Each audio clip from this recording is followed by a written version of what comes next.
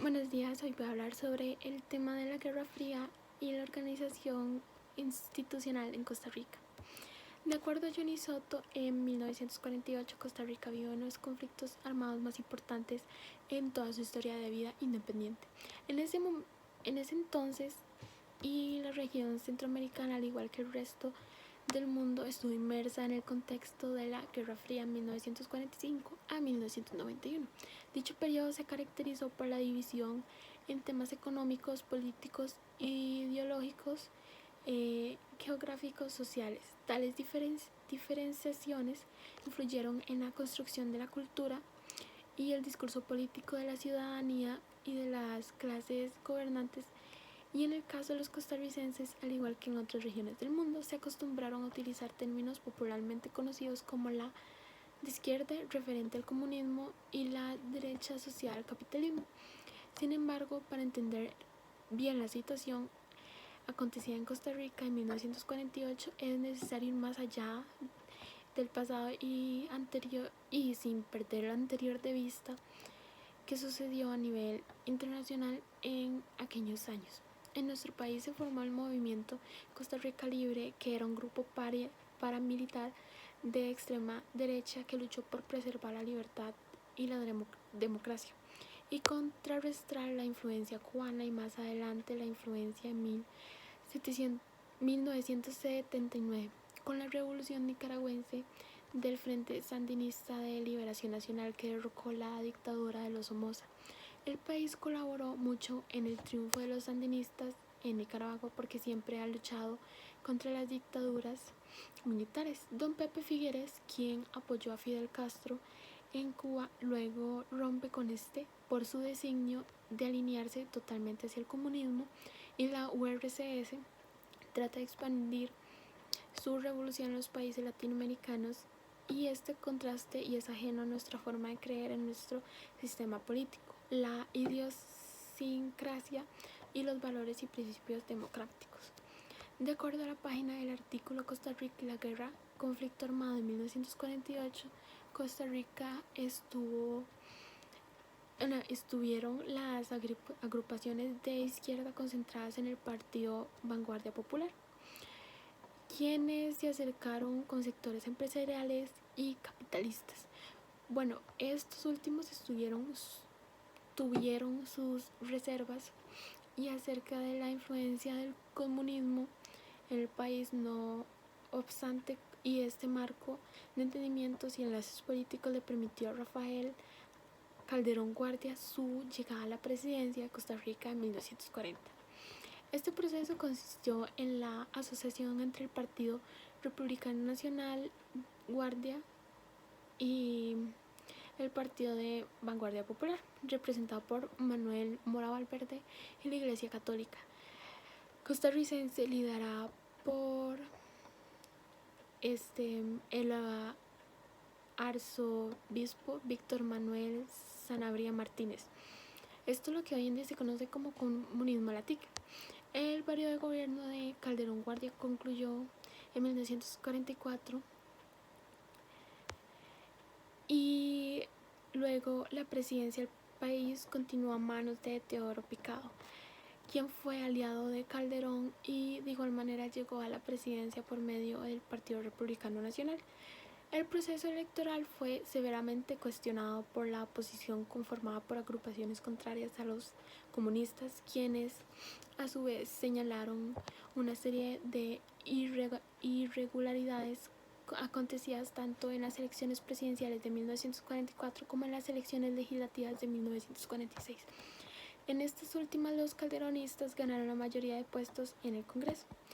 Luego, en 1945, concluyó la Segunda Guerra Mundial y comenzó la Guerra Fría. Desde el punto de vista de la cultura política costarricense, el mundo volvió a dividirse en dos. Es decir, por un lado estuvo Occidente, liderado por Estados Unidos, el eje del capitalismo, y por otro el comunismo, el cual fue representado en su máxima expresión por la Unión Soviética, liderada por Rusia. La polarización internacional debilitó las alianzas políticas entre comunistas, gobernantes, iglesia y sector empresarial en Costa Rica. Como resultado, en estos años Costa Rica presenció fuertes procesos de inestabilidad política, donde el gobierno Partido Republicano Nacional de Picado perdió muchísima fuerza. Del mismo modo, el descontento de las elecciones produjo manifestaciones violentas y varias huelgas en el país, como la huelga de los brazos caídos de 1947. Por otro lado, en 1945, un grupo de jóvenes intelectuales conformaron un partido socialdemócrata. Allí participaron José Figueres y Rodrigo Facio, entre otros.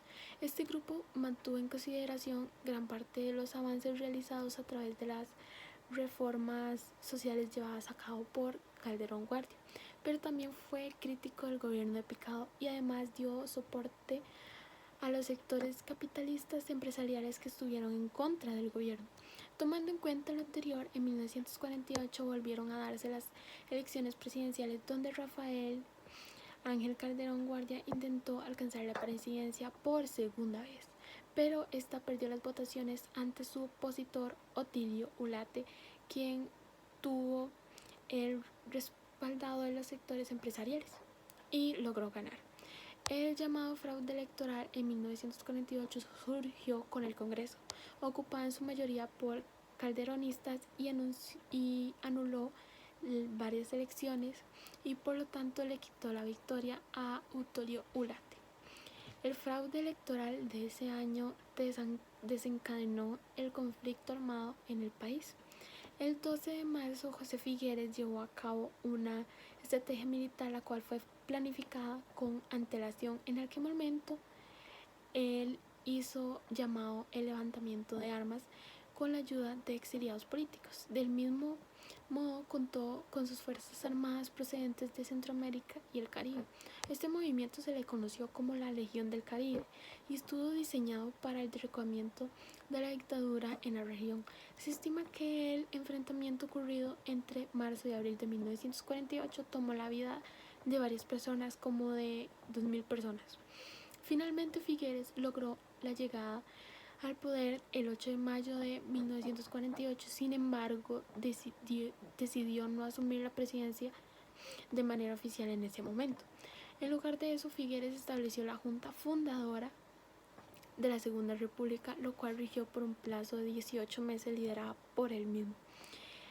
En ese periodo abolió el ejército de Costa Rica en 1948 para evitar un golpe de estado en contra de su propio gobierno. Asimismo, en 1949 fundó el Tribunal Supremo de Elecciones con el fin de evitar otro fraude electoral. Los años siguientes se caracterizan por un amplio crecimiento de las instituciones del Estado costarricense con el objetivo de fortalecer el desarrollo económico del país en función del modelo agroexportador. Luego, de acuerdo a la página del Espíritu 48, cuando se hablaba de la fundación de la Segunda República en aquellos días en que el escarnio y vilipendio contra la dignidad cívica eran la razón de la existencia, parecía utópico o resultaba utópico el tema. ¿Quiénes hablaban de fundar la Segunda República? Bueno, eran unos hombres en quienes el coraje cívico iba creciendo cada día que pasaba y cada vez más el sentimiento hacia una nueva cosa y honesta era cada vez más visible. Hombres con pensamiento firme y limpio, jóvenes de las diversas actividades del trabajo en el concierto económico del país. Hombres todos avanzados en los líderes del trabajo y responsables de sus actos. Todos estos hombres que se habían formado en las filas del llamado Centro para Estudios de los Problemas Nacionales planteaban cada día la necesidad de una revisión de valores y de hechos, de actos y de génesis. Estos eran los que hablaban de la Segunda República. Era preciso hacer algo para lograr el propósito buscado. Por eso vino la Segunda República. Los agentes desorientados han querido ver esto como una cuestión puramente ilusoria, pasajera y simplista. Esos agentes no tienen ninguna culpa en seguir pensando como pensaban y actuaban como actuaban en los viejos políticos de la vieja generación electorera. Los hombres de la Segunda República son de otra naturaleza, son de otro sentido, tienen un nuevo pensamiento y de otra fe en el provenir de la nación. Luego, cada 1 de diciembre Costa Rica celebra uno de los acontecimientos más significativos de su historia, uno de los hitos más importantes de su vida civilista en la búsqueda y consecución de la paz y democracia, la abolición del ejército como institución permanente. La Junta del Gobierno, presidida por José Figueres Ferrer, que asumió el poder en Costa Rica el 8 de mayo de 1948, tomó el nombre de Junta Fundadora de la Segunda República y el mismo día estableció provisionalmente la vigencia de los capítulos de garantías nacionales, individuales y sociales de la Constitución de 1871. El 3 de septiembre de 1948, la Junta convocó elecciones para una asamblea constituyente que inauguró el 15 de enero de 1949.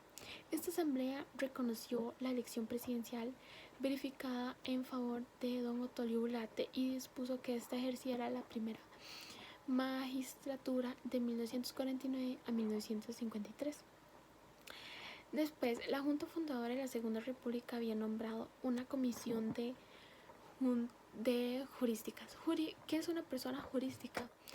Una persona jurística es la que investiga y estudia la jurisprudencia en teoría de la ley para preparar un proyecto de constitución. El proyecto formulado era extenso y contenía grandes innovaciones e ideas muy avanzadas. Sin embargo, la Asamblea Constituyente lo desechó y tomó como base de discusión la Constitución de 1871. Aunque el curso de las sesiones admitió algunos elementos de aquel, el 7 de noviembre de 1949, la Asamblea aprobó la nueva Constitución Política que es la actualmente rige. Estos logros se deben a la guerra de 1948. Luego, el ejército hasta 1948 continuaba manteniendo su presencia dentro de la organización del Estado como una institución, como fundamentos jurídicos y recursos económicos que, aunque eran escasos, siempre representaron una carga para el presupuesto nacional.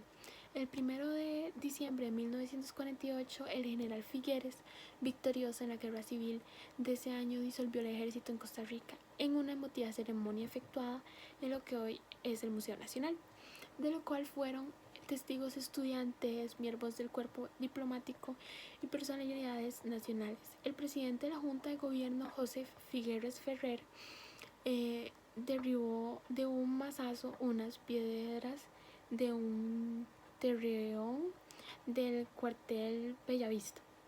Esto simboliza que esté hecho el fin de una era castrense y se iniciaba otra en la que la seguridad y la educación estaban de prioridad y iban a ser de prioridad para el gobierno. En 1949, no sin antes haber enfrentado un intento de golpe de Estado, la eliminación del ejército fue incorporada en la Constitución de 1949. Esto permitió utilizar los presupuestos antes asignados al ejército en el desarrollo del aparato educativo y principalmente fue eso. En el acto el 31 de octubre de 1949 aparece la aprobación del artículo constitucional que suprime al ejército como una institución permanente y crea la policía civil para el resguardo del orden público. Ese mismo mes, el 11 de ese mismo mes y el año, por decreto, la Junta Fundadora de la Segunda República traspasó el cuartel Bellavista a la Universidad de Costa Rica para que allí instalara un museo nacional. De acuerdo con la investigación que hice, pude concluir que, en conclusión, gracias a estos conflictos, Costa Rica tuvo reformas sociales que han ido sirviendo para que el país progrese. Además, ocurrieron eventos muy importantes durante la Guerra Fría en Costa Rica, como la abolición del ejército, que nos ayuda a dejar de tener enfrentamientos como los que se dieron durante 1940 y 1955. Y gracias a eso, hoy en día nuestro país ya no tiene ejército. Además, en Costa Rica, y aunque Costa Rica no hubiera estado físicamente, nos afectó la Guerra Fría y se puede decir que durante ese periodo pasaron actos muy importantes por las diferencias de ideologías que hubieron entre la Unión Soviética y Estados Unidos, que no salieron afectados, no solo ellos, sino se vieron afectados de manera indirectamente otros países como nosotros. Y gracias por escuchar mi video.